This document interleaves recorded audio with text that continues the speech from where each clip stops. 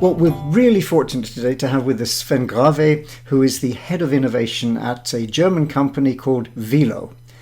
You may never have heard of Wilo, but trust me, if you've got air conditioning, central heating, or that kind of thing, there's a fairly good chance one of their pumps might be in there somewhere. It's a great example of what you might call a hidden champion. But at the heart of Wilo is a long track record going over, I believe, close to 150 years of innovation. Sven, many thanks for spending a little time with us. Perhaps could you just begin, since I've done a very bad thumbnail sketch, just tell us a tiny bit about Wilo as a company? Sure. So thanks, John, for having me here and giving the opportunity to share the innovation story of Wilo. So Wilo is a German-based company producing pumps in all sizes. So starting from very, very small ones you will probably find in your heater system at home until very, very big ones that pump the water through the different pipes in towns and cities. So we basically take care about pumping water to houses, distributing water inside the house, and then pumping it back, and also taking care about drainage and sewage. That's what we do. That's great. And my guess is that in order to survive and develop the way the company has done, you've had to change things. Innovation's got to be in that DNA somewhere. Could you talk a little about the role that innovation plays in the company? So we are a family-owned company, and our old man always says innovation and sustainability is in our DNA. It's at the core of the company. What he means with that is that we've evolved from a very local Dortmund-based little manufacturing company into a global player who's serving millions of people around the world. And we can only do that on the basis of innovation. That means innovation in our products, but also in our processes and how we work together. So we were among the first to have energy efficient pumps available in mass scale products. So why is that a thing? Because pumps are among the most energy consuming products on the globe. Right? So every energy saved in a pump is worth every R&D and innovation work. Right? Now we've optimized each product to the maximum. So now, in order to gain more efficiency, we take a look at systems and how we can cleverly connect those products. And this is where a new field of innovation comes for us, which are connected products. How can we use the cloud technologies, the internet, and AI? So you see, we've come along from being a local manufacturer to the transfer of being a digital pioneer. And that is a long innovation story lasting roughly 150 years. Wow. And maybe we could then focus a little on your role, great title, Head of Innovation. I'm presuming that it isn't a case of you have the head for innovation, all these wonderful things come from you. I'm sure it's not that. Could you talk a little bit about how you enable innovation to happen inside Wilo? Yeah. So when you're a company on size of Wilo, there's a certain likelihood that innovation is maybe not anymore the top priority there, because there are new market changes. The question is always, do I go for product improvement, a slight one, or do I go for the big one, for the innovation? And so my job there is to outline new potentials where we could go and to encourage people to take the great steps in innovation. I'm like the one who's knocking on the head to ask, okay, what is the innovation? What is new in this product? How can we surprise our customers? How can we make the life with our customers more easy? And I'm always the one peeling there and so on, asking those questions. And often the answer comes, well, I don't know. What do you think? You're working in innovation. I said, well, maybe take a look at this trend. Take a look at this new technology. Is this something that could help us or our company in their daily duty? And to get those little inspirations into the heads of our colleagues, we constantly supply them with these in different formats. So we use emailing, where we send out our trend reports with latest technologies inside. We organize meetings across different functions and across different locations and continents to get people together, to enhance the chance of unlikely meetings or talks where the people talks to just talk about topic and then come up with a new idea or for whatever. So that is basically our job. Wow. So it's certainly stimulating, catalyzing, but I guess one of the things that's always impressed me about Wilo and the work you've been doing is this is not about a small specialist team of genius people. They may be there, but this is about a lot of people across an organization which has, I think, 7,000 employees now. Exactly. So I guess my question is, how can you draw them into the innovation story? Yeah, you're completely right. It's not one specialized team we have in hand that focuses on innovation. The thing is, today a pump is a very complex product. There are more than 30 different disciplines involved in just engineering one pump. And what we do is we orchestrate them and we want to get them together. So a colleague talking from the motors might have seen a cool idea of a new material at another company's motor development. The question then is, how does he get his idea to our people working on new materials? And then we offer them a platform. It's an internal platform where they can post those ideas and share them all across Wilo. And the other people see them, read them, work on them, develop them further, comment on them, and use this one point as a starting point for innovation. And we came to that because we thought, like, we have so many people here, or we're not the biggest player in pump business, but let us be the most efficient one and the most innovative. And we can only realize that when we cleverly connect all those experts across those 30 disciplines. And there we have this one online place, which is called our Wings platform, where those people can meet and discuss their latest ideas. That works quite well. So saying 7,000 people worldwide, we've got 1,500 people each month visiting the platform. Wow. And roughly about 2 ideas submitted per day. So this is just this benchmark. That's pretty impressive, and it certainly seems to work. Perhaps I could give you a virtual bouquet here, because you told me just before we started this interview that last year Wilo won the German Sustainability Award, which is no mean achievement. Can you tell us a little bit about the story of how you then built that into a major campaign for innovation around sustainability? Sure. So in 2019, Wilo won the German Sustainability Award. And the thing is, with winning an award or reaching a goal, is how do you get on with that? What is the next step? Is it the end of a journey? Or is it the start of something really big, really new? And I approached my management board with that and said, I would take this as a starting point. So what we did is we ran the Wilo Sustainability Challenge throughout May 2021.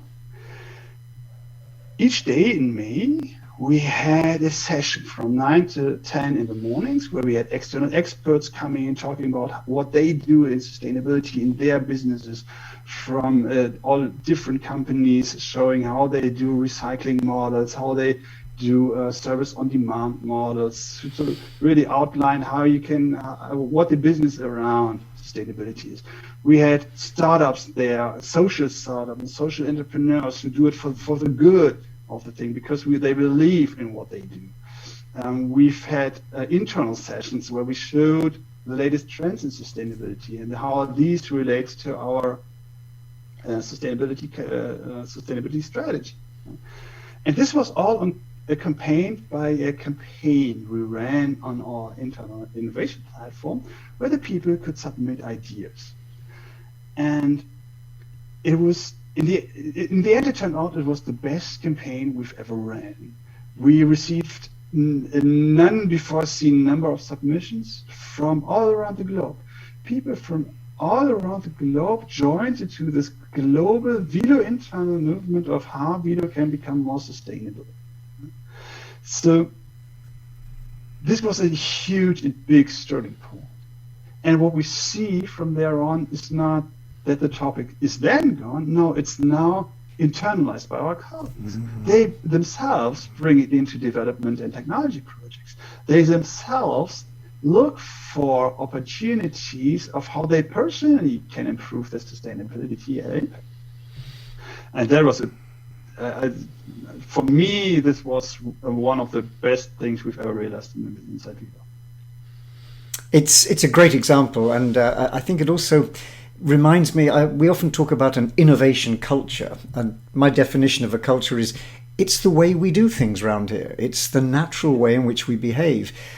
What you're describing there is not accidental. You've been building on years of experience, but when it gets to the point where it's internalized, when it's the way we do things around here, that's pretty impressive. But then it makes me ask a question. It sounds so easy. There must have been challenges on the road to getting here, establishing this culture, this way of thinking, working with platforms, engaging different people. Could you tell us a little about the challenges in building an innovation culture? Yes, sure. And you're completely right that something like that does not happen by accident. I'm honest, it took us 8 years to get there. And it's a lot about trust. 8 years ago, we started with this high involvement innovation where everybody at Wilo is invited to actively participate in innovation. But we took it stepwise and in small steps and involved more and more people to familiarize the people with how this works, but also giving us some experience of how can we engage people. What are the triggers we can use that makes them curious and that makes them want to participate?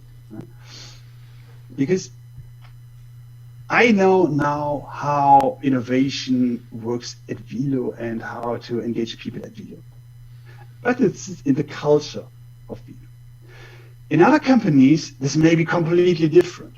Right? So taking what I did at Wilo and implemented the same way into another company may not work.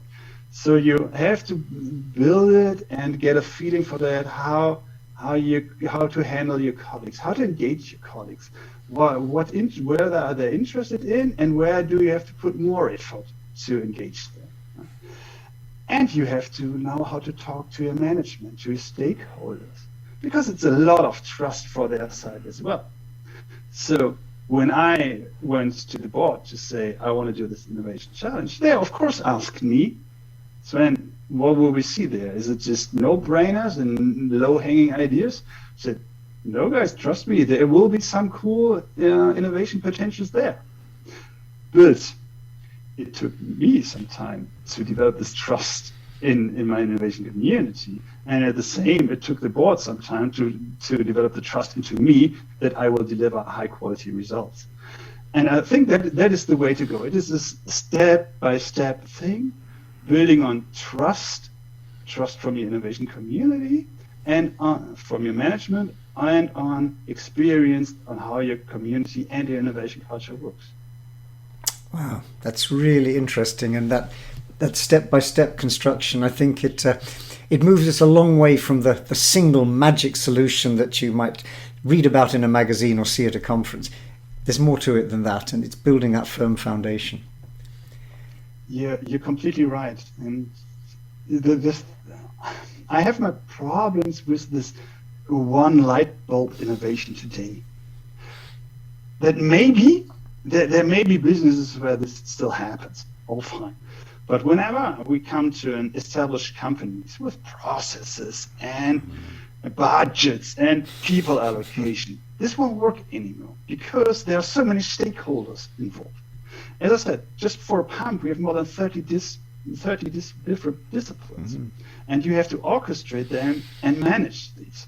So whenever one has a good idea, you have to make sure that this idea is heard. Whether it's really a good idea or it's just a good idea from this one perspective and 29 perspectives say that wouldn't be so clever, this is a different story. But this is much about how innovation works today and getting those different knots together. Yeah. And it's been an 8-year journey. You've obviously learned a lot on the way and so on. If I ask you just to look to the future, what's next? Where would you like to climb? You've climbed this mountain of sustainability in a very impressive way, and that's clearly brought a new dimension. What's next? What's on your innovation horizon? So the next thing will be we managed to so we've got this internal innovation culture. So we can say that we ripped out this not invented here phenomenon. So what does it mean, not invented here? Means that people are restrictive towards ideas that do not come from themselves. This now enables us to do real open innovation. Like taking a look around us, who's got cool ideas, and how can we build an innovation ecosystem? Because as I said, innovation is getting more complex. 30 disciplines at our side, and now new technologies coming. AI, 3D printing, cloud computing, clouds of cloud computing. So there are experts out there that could help us. And it's not that we internally have to build up everything all at once, but let us be open towards those ideas and maybe also roll out our platform to these, to get experts from our partner companies also involved here to challenge ideas. But, and I took this general strategy on purpose. I think this can only work if you manage an internal innovation culture that is open for such approaches. I frequently get asked by other innovation companies where to start, like internally or externally, like doing a big open innovation campaign. You ask your customers or whomever, and you'll get in 100 ideas. So the thing is, then, is your company really able to handle those innovation potentials? Are they open for taking them up, or do they think we know everything better? So I would always start first in building an innovation culture, and there are companies around that who already have that, all fine, and then open up your innovation processes towards others. That sounds like very good advice and very, very relevant, since we have this phrase, the ecosystem approach everywhere now. Ecosystems don't just happen, they have to be constructed. So very interesting. Sven, it's been fascinating. Can I ask you one last question? Sure. Basically, innovation management is a coming profession. There's even talk of, in the International Standards Organization, of a job description around it. You've clearly been on a journey, 8 years or more, learning it.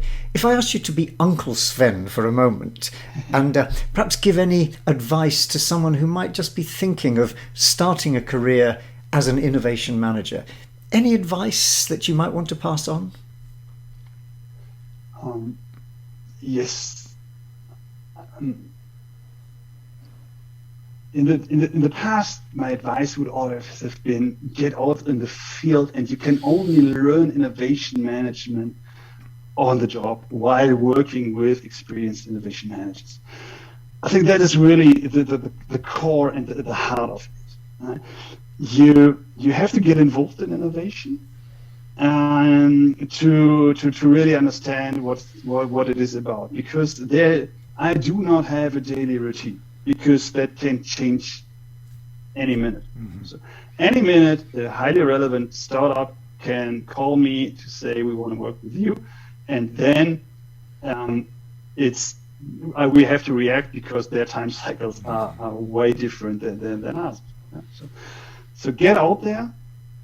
Get to know innovation managers, get in contact with them, and work with them and learn from them. But also, today we are happy enough that there's science around innovation. Innovation doesn't happen by by accident. There's a lot of good readings out there. Right? People like you who spend years and years in trying to understand and doing research on innovation.